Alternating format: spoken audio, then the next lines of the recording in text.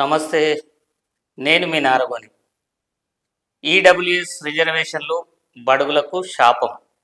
EWS అంటే ఉన్నత కులాల్లో ఆర్థిక వెనుకబాటు ఆధారంగా విద్యా ఉద్యోగాల్లో ఇచ్చే రిజర్వేషన్లు. వీరికి మొత్తం ఉద్యోగాల్లో 10% రిజర్వేషన్లు ఇస్తున్నారు. సమాజంలో 5% ఉన్న వారికి 10% రిజర్వేషన్లు ఇవ్వడం దుర్మార్గం. దీనివల్ల బీసీ, ఎస్సీ, ఎస్టీ అభ్యర్థులు అవకాశాలు కోల్పోతున్నారు. ఎస్సీ, ఎస్టీలకు వారి జనాభా నిష్పత్తిలో రిజర్వేషన్లు ఉండగా సమాజంలో 52% పైగా ఉన్న బీసీలకు 27% మాత్రమే రిజర్వేషన్లు ఉన్నాయి. ఉదాహరణకు ఈడబ్ల్యూఎస్ రిజర్వేషన్ పొందిన మహిళా అభ్యర్థి ఎస్సీ మహిళా అభ్యర్థి కన్నా తక్కువ మార్కులు తెచ్చుకున్నా ఉద్యోగం పొందుతుంది. ఇది ఇటీవల తెలంగాణ పోలీసు ఉద్యోగ నియామక పరీక్షలలో, గురుకుల ఉద్యోగ పరీక్షలలో నిరూపితమైంది. ఈడబ్ల్యూఎస్ వారికి రిజర్వేషన్లు ఇవ్వటం వల్ల మెరిట్ తెచ్చుకున్న ఎస్సీ, ఎస్టీ, బీసీ అభ్యర్థులు ఓపెన్ కేటగిరీలలో అవకాశాలు కోల్పోతున్నారు. వీరు మెరిట్తో ఓపెన్ కేటగిరీలో ఉద్యోగం పొందినప్పుడే ఇదే కేటగిరీలోని కింది అభ్యర్థులకు వారి కేటగిరీలో ఉద్యోగం దక్కుతుంది. కానీ ఈడబ్ల్యూఎస్ విధానం వల్ల ఓపెన్ కేటగిరీలో సెలెక్ట్ కావాల్సిన ఎస్సీ, ఎస్టీ, బీసీ రిజర్వేషన్ అభ్యర్థులు కిందికి దిగి వారి రిజర్వేషన్ కేటగిరీలోకి వెళ్ళవలసి వస్తుంది. ఫలితంగా కొంచెం తక్కువ మార్కులు వచ్చి బార్డర్లో సెలెక్ట్ కావాల్సిన రిజర్వ్డ్ కేటగిరీ అభ్యర్థులు ఉద్యోగం పొందలేకపోతున్నారు. ఈడబ్ల్యూఎస్ రిజర్వేషన్లు రద్దు చేయకపోతే భవిష్యత్తులో అత్యున్నత ఉద్యోగాల్లో వెనుకబడిన కులాల వారు ఉండరు. ఆ ఉద్యోగాలలో సింహభాగం అగ్రకులాల వారే దక్కించుకుంటారు. పాలకులంతా అగ్రకులాల వారే కావడంతో ఈడబ్ల్యూఎస్ రిజర్వేషన్లపై ఏమీ మాట్లాడటం లేదు. న్యాయస్థానాలలో కూడా అడ్డు లేకుండా ఉత్తర్వులు కూడా పొందారు. బడుగు బలైన కులాలకు చెందిన నాయకులు, మేధావులు ఈడబ్ల్యూఎస్ రిజర్వేషన్లకు వ్యతిరేకంగా ఉద్యమించాల్సినటువంటి అవసరం ఉంది.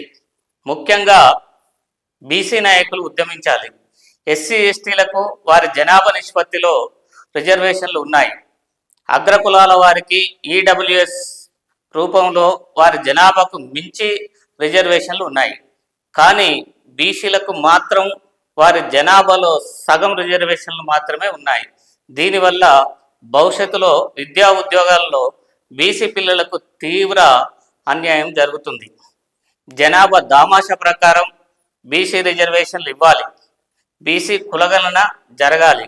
అప్పుడే అటు కేంద్రం, ఇటు రాష్ట్ర ప్రభుత్వాలు దిగివచ్చి ఈడబ్ల్యూఎస్ రిజర్వేషన్లను రద్దు చేస్తాయి. చట్టసభలలో అగ్రకులాలు ఉన్నంత కాలం బీసీలకు న్యాయం ఏ రంగంలో కూడా జరగదు. కాబట్టి అగ్రకులాల వారిని చట్టసభలకు పంపే ఓటును అగ్రకులాలకు వేయకుండా నిరాకరించాలి. అప్పుడు మాత్రమే బీసీలకు న్యాయం జరుగుతుంది. ఈడబ్ల్యూఎస్ రిజర్వేషన్ని ఏ కమిటీ సిఫార్సు చేసింది? రిజర్వేషన్ కోసం జనాభా లెక్కలు జరిగినాయా? ఏ కమిటీ సిఫార్సు లేకున్నా, రిపోర్టు లేకున్నా ఈడబ్ల్యూఎస్ రిజర్వేషన్లు ఇవ్వచ్చు. కానీ బీసీ రిజర్వేషన్ కోసం మాత్రం జనాభా లెక్కలు కావాలి. కలెక్టర్ రిపోర్టు బీసీ జనాభా 54% అని 3625 కులాలు ఉన్నాయని చెప్పింది. మండల్ కమిటీ కూడా సుమారుగా ఇదే రిపోర్ట్ ఇచ్చిన రిజర్వేషన్ గుండు సున్నా. కాబట్టి రాజకీయాల్లో కూడా బీసీ రిజర్వేషన్ ఇవ్వాలి. ఈడబ్ల్యూఎస్ రిజర్వేషన్ రద్దు చేయాలి. ఒకవేళ ఇవ్వాల్సి వస్తే దీనికోసం ఒక కమిటీ వేసి అధ్యయనం చేసి రిపోర్టు ప్రకారమే రిజర్వేషన్ ఇవ్వాలి. ఈడబ్ల్యూఎస్ రిజర్వేషన్లు అన్ని కులాలకు వర్తించాలి. అప్పటి వరకు ఈడబ్ల్యూఎస్ రిజర్వేషన్ రద్దు చేయాలి.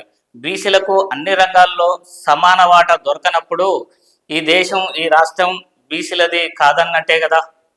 పాలకులు బీసీలను పరాయి వాళ్ళుగా భావిస్తున్నారు. బీసీల అస్తిత్వంపై దాడి చేస్తున్నారు. బీసీలు ఈ దేశవాసులు కానట్టుగానే భావిస్తున్నారు. ఇంకా భరించటం కుదరదు. పోరాటమే బీసీ ముందున్న లక్ష్యం. ఏ దేశంలో జరగని అణచివేత ఈ దేశంలో ఈ రాష్ట్రంలో బీసీలపై జరుగుతుంది. అన్ని కులాల అధ్యయనం చేయాలి. వారి వారి జనాభా ప్రకారంగా రిజర్వేషన్లు విద్యా ఉద్యోగ రాజకీయాలలో అవకాశం కల్పించాలి. ఇప్పటికే ఈ విధానం ఎస్సీ ఎస్టీలకు అమల్లో ఉంది.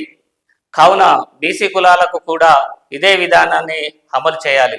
జనాభాలో సగభాగం ఉన్న బీసీలకు రాజ్యాధికారం దక్కాలంటే 1924లో తమిళనాడులో వచ్చిన జస్టిస్ ఉద్యమం వలె బీసీలు కూడా రాజ్యాధికారం కోసం జస్టిస్ ఉద్యమం చేపట్టాలి తెలంగాణలో. దీనికి వివిధ పార్టీలలో ఉన్న బీసీలంతా ఏకమై ఉద్యమం చేపట్టినప్పుడే బీసీలకు న్యాయం జరుగుతుంది.